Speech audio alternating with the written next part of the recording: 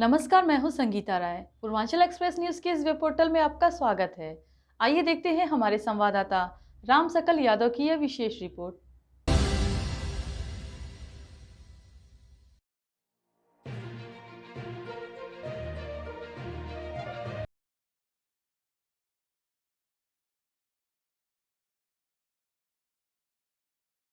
आजमगढ़ शासन के निर्देश पर पुलिस लाइन परिसर में बुधवार की शाम मॉक ड्रिल का आयोजन किया गया। इस मॉक ड्रिल में पुलिस के आला अधिकारी, प्रशासनिक अधिकारी और आम जनमानस ने हिस्सा लिया। इस दौरान लोगों से आपात स्थिति में क्या करना है, इसके बारे में जानकारी दी गई। मॉक ड्रिल में लोगों को बताया गया कि वर्तमान स्थिति को देखते हुए यह मॉक ड्रिल की जा रही है। ऐसे में सबको सतर्क रहने की जरूरत है। अगर दुश्मन देश आक्रमण करता है तो हमें किस प्रकार अपना बचाव करना है।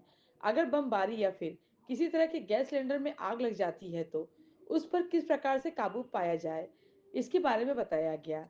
वहीं अगर कई बमबारी होती है तो फिर किस प्रकार घायलों को अस्पताल पहुंचाया जाए, इसका रिहर्सल किया गया।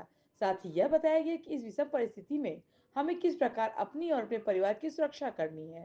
साथ ही यह बताया गया कि इस दौरान उन्हें क्या नहीं करना है।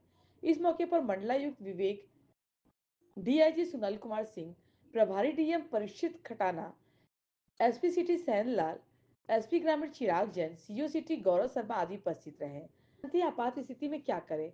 सभी लाइटें और बिजली के उपकरण तुरंत बंद करें। इन्वर्टर और जनरेटर बंद करें ताकि बाहरी रोशनी समाप्त हो सके। खिड़कियों व दरवाजों के पर्दे बंद करें ताकि रोशनी बाहर न दिखे। वाहन चला रहे हो तो तुरंत किनारे लगाकर बंद कर दें। हेडलाइट व इंडिकेटर बंद कर दें। सभी सदस्यों को एक जगह सुरक्षित रखें। रेडियो, मोबाइल या अन्य निर्देशों के माध्यम से सरकारी निर्देश सुनते रहें। पड़ोसियों को भी सतर्क करें, विशेषकर अकेले रहने वाले लोगों को। जरूरी दवाइयाँ और टार्च आदि सामान पहले से तैयार रखें। क्या ना करें? ब्लैकआउट के दौरान किसी भी प्रकार की रोशनी चलाना, बाहर निकलकर सड़क पर घूमना या फिर शोर मचाना, वाहन चालू कर रखना या फिर लाइट चलाना, अफवाहें फैलाना या भ्रामक जानकारी शेयर करना, बिना आवश्यक कारण से फोन करना, आपात सेवाओं की लाइन व्यस्त न करें, किसी भी संदिग्ध वस्तु को छूना या उठाना, सामूहिक रूप से इकट्ठा होना या भीड़ लगाना, सरकारी निर्देशों की अनदेखी करना। वरिष्ठ पुलिस अधीक्षक हेमराज मीणा ने बताया कि आज पूरे प्रदेश में सभी जनपदों में मॉक ड्रिल किया गया है। इसी क्रम में पुलिस लाइन में भी आयोजन हुआ, जिसमें पुलिस, स्वास्थ्य विभाग और एनसीसी कैडेट्स भी शामिल हुए। लोगों को बताया गया कि इमरजेंसी सायरन बजने के बाद किस प्रकार सब लोग अपनी सुरक्षा करें। घर में आग लगी की घटनाओं को, सिलेंडर में आग लग जाए तो उसे कैसे पाया जाए, काबू पाया जाए, इसकी जानकारी दी। एनसीसी कैडेट को बताया कि इमरजेंसी में किस प्रकार लोगों को मदद करनी है। एयर स्ट्राइक के दौरान हमें घर के किस हिस्से में शरण लेनी है, इन सब की जानकारी दी गई। सर, आज पुलिस लाइन में मॉक ड्रिल किया गया है, क्या-क्या चीज़ों पे फोकस किया गया सर?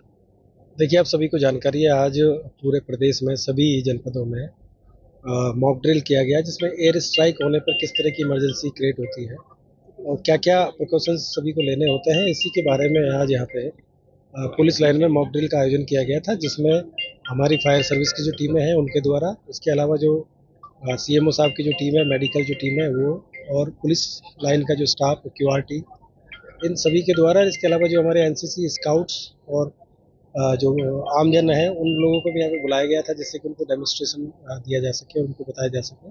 तो इस तरीके से एक डिटेल में यहाँ पे आज कार्रवाई हुई थी, और सायरन का यूज कैसे होता है, सायरन की आवाज़ कैसे आती है, किस तरीके से जो पैनिक सायरन है वो बजाया जाता है, और उसके बाद में क्या ड्रिल अडॉप्ट की जाती है, ये सारी चीज़ों को करते हुए आज पहले यहाँ पे सायरन बजाया गया। उसके बाद फिर उसके जो इमरजेंसी है उसको शो करते हुए, और पहले फायर फाइटिंग की जो व्यवस्था है वो की गई थी। इसके अलावा अगर कहीं इस तरह की जो घटना होती है तो उसमें कोई बिल्डिंग में आदमी फंस जाता है तो उसको कैसे, कैजुअलिटी है उसको वहाँ से निकाल के और उसको कैसे उसको हॉस्पिटल पहुँचाया जाता है, इसकी जाँच पर वो कार्रवाई की गई थी। उसके बाद में घरों में आगजनी की जो घटना हो जाती है तो उस पे किस तरीके से उसको आग बुझाई जाती है, चाहे वो गैस सिलेंडर की आग हो, चाहे वो पेट्रोल की आग हो, चाहे वो इलेक्ट्रिसिटी की आग हो, तो उसको बुझाने के जो तरीके हैं वो यहाँ पे फायर सर्विस वाले हमारे जो स्टाफ है उनके द्वारा, सीएफओ साहब के द्वारा उसका डेमोन्स्ट्रेशन किया गया।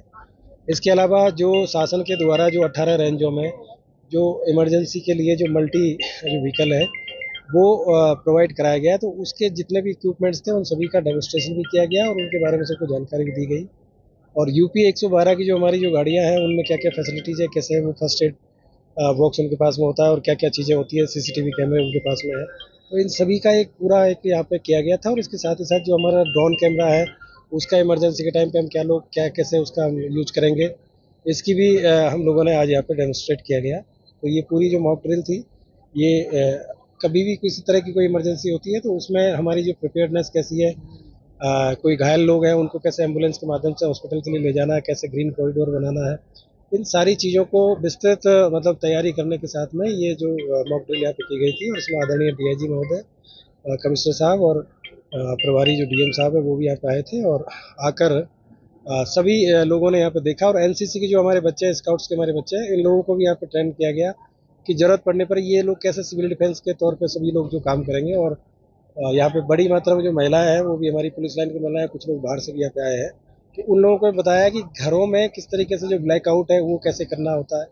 उसका मेजर्स क्या है। इसके अलावा जो अगर कोई इमरजेंसी होती है तो आप लोगों को किस तरीके से बिहेव करना है, अपने विंडोज़ को कैसे बंद करना है, अगर आगजनी होती है या कोई इस तरह की एयर स्ट्राइक होती है तो जैसे धुआं निकलता है उसको अपने आप को कैसे सेव करना है।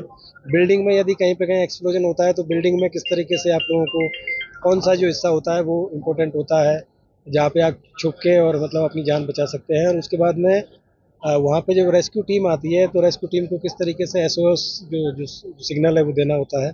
इस तरीके से सारी चीज़ों को काफ़ी मतलब बड़े विस्तार से सभी को समझाया गया और एक अभ्यास किया गया जो कि बहुत ही अच्छा रहा। सर आज ब्लैकआउट भी होना है रात में 9:30 से 9:45 तक। उसके लिए भी सबको ब्रीफ किया गया और सभी को मतलब सब लोगों को आज दिन में मैसेज भी किया गया है। सभी जो यहाँ के स्टेक होल्डर्स हैं सभी को उनसे बातचीत भी की गई है। तो 9:30 से लेके और 9:45 मतलब 9:30 से लेके 9:45 के बीच में एक ब्लैकआउट का अभ्यास भी पूरे जो जिला मुख्यालय है यहाँ पे कराया जाएगा। और उसमें सभी से यही अनुरोध है कि उस समय किसी प्रकार का कोई पैनिक ना क्रिएट करें। अपने घरों की जो बत्तियाँ जो बहुत ज़रूरी नहीं है उन सभी को बंद कर दें। विशेष तौर से जो बाहर जो जली रहती हैं पर्दे अपने बंद कर लें, खिड़कियाँ अपनी बंद कर लें।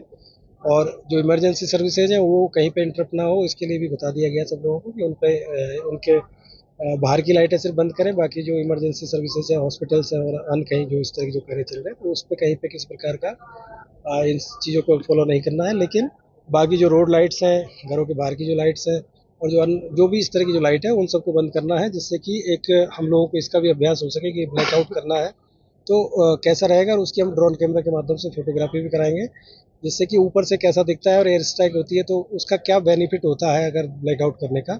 इन सारी चीज़ों का भी अध्ययन इसमें किया जाएगा। ठीक।